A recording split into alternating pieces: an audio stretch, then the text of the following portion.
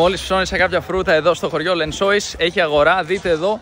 Μόλις έφτασα στο κλείσιμο, βασικά είναι 12 το μεσημέρι. Εδώ αυτή η αγορά είναι Παρασκευή και Σαββατοκύριακο μέχρι Δευτέρα μεσημέρι μας είπανε. Χθες μας είπαν Κυριακή και Δευτέρα μόνο. Σήμερα ο κύριος που έκανα κάτι ψώνια μου λέει όχι και Παρασκευή θα είμαστε εδώ. Θα το ανακαλύψουμε γιατί θα είμαστε εδώ για μια εβδομάδα, οπότε θα το μάθουμε. Δείτε εδώ λοιπόν τι έχω πάρει. Έχω πάρει μάγκο, αβοκάντο, 2 ανανάδες, σταφύλια, μπανάνες και ένα πεπόνι το οποίο δεν φαίνεται γιατί είναι από εδώ. Είναι αρκετά βαρύ. Να το. Λοιπόν, συνολικά έδωσα 16 ευρώ για αυτά. Θα τα βάλω τώρα στην τσάντα για να σας πω λίγο και τιμές κιλού να έχετε μια εικόνα. Πάντως όλα αυτά είναι πάρα πολύ φρέσκα. Τα καλλιεργούν εδώ κοντά όλοι οι άνθρωποι αυτοί, είναι ντόπιοι παραγωγοί ουσιαστικά. Και είναι πάρα πολύ καλό το ότι έχουν αυτή την αγορά και οι άνθρωποι μπορούν να ψωνίζουν τόσο καλά προϊόντα που πραγματικά πολύ συχνά σε πολλές χώρες της Ευρώπης είναι δύσκολο να τα βρεις τόσο καλά προϊόντα. Θα τα χαρακτήριζαν οργανικά, βιολογικά κλπ. Πανάκριβα, εισαγόμενα. Δείτε εδώ έχει και μέλι, μπουκάλια με μέλι, διάφορα άλλα πράγματα, ξηρούς καρπούς, αλεύρι, κάποια άλλα εδώ που λέγονται. Όχι κοκάντα, πώς το λένε, χαπαντούρα λέγεται αυτό εδώ, είναι κάτι πάρα πολύ γλυκό, μπορείς να το χρησιμοποιήσεις για γλυκά. Εδώ κάτι κόκκι από καφέ αν δεν κάνω λάθος και τον αλέθουν τον καφέ εκεί πίσω, wow. Τέλειο. Μόλις μίλησα με έναν πολιτή εδώ που μου είπε ότι ουσιαστικά την Παρασκευή υπάρχουν κάποιοι πολιτές εδώ. Υπάρχει μια μικρή ας πούμε εκδοχή της λαϊκής, αλλά την Κυριακή και τη Δευτέρα είναι η μεγάλη εκδοχή που μόλις είδα. Ήθελα να σας πω κάποιες τιμές. Έβαλα τα φρούτα στην τσάντα για να μπορέσω να τις διαβάσω γιατί τις έχω σημειώσει εδώ. Λοιπόν, μαρούλι 65 λεπτά του ευρώ, 65 λεπτά το ένα τεράστιο μαρούλι. Αγκούρια 32 λεπτά του ευρώ το ένα. Ντομάτες 65 λεπτά το κιλό. Μπανάνες 95 λεπτά του ευρώ η ντουζίνα, οι 12 μπανάνες. Καρότα 65 λεπτά το ένα. Μάγκο 81 λεπτά του ευρώ το κιλό. Στη συνέχεια έχουμε μήλο 16 λεπτά το κιλό. Λεμόνι 1,30 το κιλό. Παπάγια 32 λεπτά η μία. Ανανάς 1,30 ο ένας. Κρεμμύδια 1 και 10 το κιλό. Σταφύλια. Σταφύλια δεν ξέρω τι είναι κιλού βασικά. Ξέρω ότι πήραμε άπειρα και ήταν 2,35. Λοιπόν, αβοκάντο 1,60 το κιλό. Αυτά από τιμές. Σκάω αυτή τη στιγμή. Πραγματικά πρέπει να κινηθώ γρήγορα προς το σπίτι γιατί δεν ξέρω τι έγινε. Είναι λες και κάποιος άναψε το φούρνο και καίγομαι αυτή τη στιγμή. Πρέπει να έχει 35 βαθμούς Κελσίου.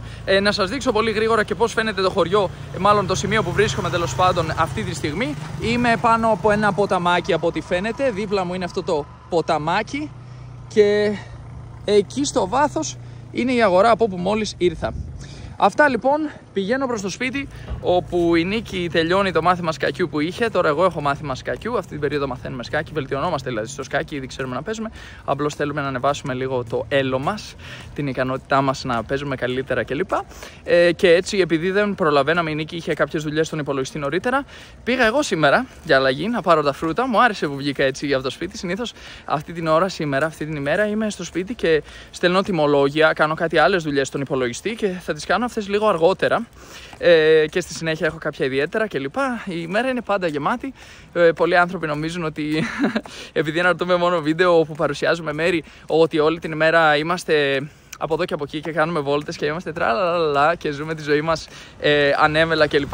Ενώ στην πραγματικότητα υπάρχει ένα τεράστιο κομμάτι το οποίο είναι διαδικαστικά, είναι δουλειές, είναι στον υπολογιστή, είναι όλα τα πράγματα που κάνει και ένας άνθρωπος στη δουλειά του, απλώς τα κάνουμε διαδικτυακά. Προκύπτουν προθεσμίες, δηλαδή υπάρχουν ένα σωρό πράγματα που τρέχουν, αλλά φυσικά δεν είναι ενδιαφέρον αυτό και μάλιστα δεν επιτρέπεται κιόλας, να σας πω την αλήθεια, να τραβήξω βίντεο με ένα μαθητή μου, να τραβήξω συνομιλίες με πελάτες μου, να σας εξηγήσω ποια τιμολόγια έχω στείλει σε ποιους και τι κάνω από διαφημιστικές καμπάνιες και εκστρατείες για την εταιρεία μου, πώς αλλάζουμε την ιστοσελίδα μας, ποιοι καθηγητές θα μπουν στην ιστοσελίδα, ποιες συνεντεύξεις πραγματοποιώ με άλλους καθηγητές, ποια μαθήματα κάνει η Νίκη γιόγκα με ποιους μαθητές. Όλα αυτά τα πράγματα δεν μπορούμε να τα τραβάμε βίντεο και να τα αναρτούμε γιατί προφανώς είναι ένα κομμάτι της ζωής μας που το κρατάμε για μας. Είναι δικό μας και μάλιστα είναι και παράνομο πολλά από αυτά λόγω GDPR και άλλων νόμων να μοιραζόμαστε τέτοια δεδομένα. Παρ' όλα αυτά, πολλοί άνθρωποι μπερδεύονται, νομίζουν ότι είμαστε τραλαλα-τραλαλού, ότι ζούμε από τα social media. Στην πραγματικότητα, τα social media αποφέρουν ελάχιστα έσοδα γιατί έχουμε επιλέξει τουλάχιστον μέχρι πρότινος να το κάνουμε στα ελληνικά. Και ας πούμε στην καλύτερη των περιπτώσεων να αντιστοιχούν σε μισό βασικό μισθό Ελλάδας αν βάλουμε μια εργασία περίπου 8 ώρες την ημέρα στα social media κάθε μέρα, 7 μέρες την εβδομάδα. Άρα για κάποιον που σκέφτεται να το κάνει και να βιοποριστεί με αυτόν τον τρόπο, θα σας προτείναμε να το κάνετε σε άλλη γλώσσα και όχι στα ελληνικά, αν σας ενδιαφέρει αυτό, γιατί στην πραγματικότητα για εμάς έχει κόστος να το κάνουμε στα ελληνικά και απλώς είναι ένα κόστος που έχουμε υπομειστεί και μας αρέσει, γιατί θέλαμε να το κάνουμε, θέλουμε να διατηρήσουμε σχέση με την Ελλάδα.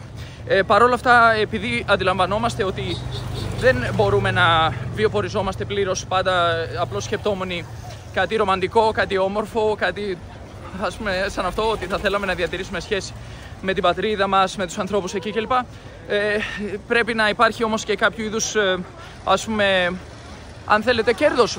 Όταν ανταλλάσσετε πάρα πολλές ώρες χρόνου καθημερινά με κάτι, δεν θα θέλατε, εφόσον υπάρχει δυνατότητα, να υπάρχει και κάτι το οποίο σας αποφέρει ένα κέρδος για να μπορείτε να πείτε ότι ξέρεις τι, ναι, εγώ το γεγονός ότι αυτή τη στιγμή δεν κάνω ιδιαίτερα και κάνω αυτό που αγαπάω μεν, αλλά αν το έκανα σε μια άλλη γλώσσα θα είχα περισσότερα έσοδα.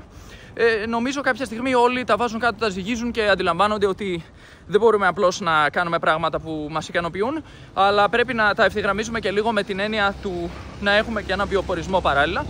Παρόλο που φυσικά έχουμε άλλου είδους βιοπορισμό, τα μαθηματικά μου και η διδασκαλία της γιόγκα για την νίκη, ωστόσο θέλαμε να έχουμε και κάποιο είδους κάποια υποστήριξη, αν θέλετε, έσοδα από τα social media. Στα ελληνικά είναι πολύ δύσκολο κάτι τέτοιο, γιατί επίσης δεν θέλουμε να κάνουμε διαφημίσεις, δεν θέλουμε να έχουμε χορηγούς, να διαφημίζουμε προϊόντα και τέτοια πράγματα. Δεν είναι κάτι που μας ενδιαφέρει και μας γεμίζει.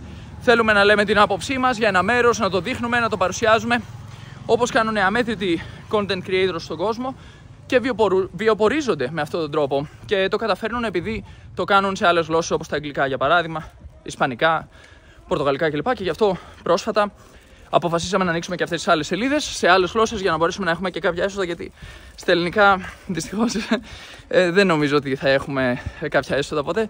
Είναι αυτή η αδικία, αν θέλετε, της ελληνικής γλώσσας. Υπάρχει μικρό κοινό, υπάρχει υποχρηματοδότηση των διαφημίσεων στη Facebook, YouTube κλπ. Οπότε ναι, απλώς θέλω να το ξεκαθαρίσω κιόλας, μιας που το έφερε η κουβέντα, για τους ανθρώπους που νομίζουν ότι κάπως βγάζουμε πάρα πολλά λεφτά από τα social media. Δεν ισχύει κάτι τέτοιο. Τουλάχιστον όχι ακόμη. Ενδεχομένως τώρα με τις νέες σελίδες και τις νέες γλώσσες που ανοίξαμε, αρχίσαμε να το κάνουμε, ενδεχομένως να γίνει κάποια αλλαγή. Τέλος, να σας δείξω εδώ αυτά τα δρομάκια. Αυτό εδώ το δρομάκι γεμίζει με κόσμο το βράδυ, εστιατόρια. Εκεί επίσης στο βάθος υπάρχουν εστιατόρια. Λίγο πιο κάτω είναι μια πλατεία, εκεί πέρα η κεντρική πλατεία του χωριού. Και από εδώ ανεβαίνουν την ανηφόρα για να πάω προς το σπίτι. Το κλείνω κάπου εδώ γιατί έχει άπειρη ζέστη. Είναι ανηφόρα, κουβαλάω πολλά κιλά φρούτων και έχω αργήσει για το μάθημα σκακιού μου. Πιθανώς η Νίκη όμως να συνεχίζει το δικό της με το δάσκαλο. Αυτά. Γεια σας, παιδιά. Καλή συνέχεια.